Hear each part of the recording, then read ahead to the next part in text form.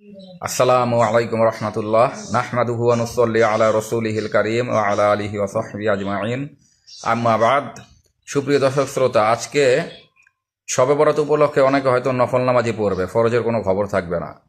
অথচ আল্লাহ রসুল সাল্লাল্লাহু আলাইহি সাল্লাম বলেছেন, মান সাল্লাল ইশা ফি জামাআ, যে ব্যক্তি জামাতের সাথে ইশার নামাজ আদায় করবে, ফাকান্নামা কমা নিসফাল লাইল, তাহলে যেন সে অর্ধরাত পর্যন্ত এই কিয়াম করলো, অর্ধরাত পর্যন্ত ইবাদত করলো।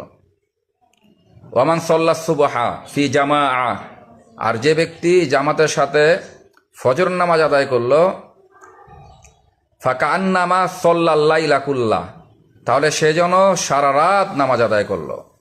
তো এই জন্য আসুন আমরা এশার নামাজ জামাতের সাথে আদায় করি এবং ফজর নামাজটাও জামাতের সাথে আদায় করি।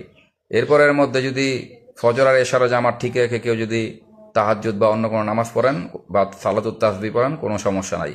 কিন্তু এমন যাতে না হয় যে ফজরের নামাজ আর এশারের নামাজের জামাতের খবর নেই আর শুধু নফল নিয়ে ব্যস্ত।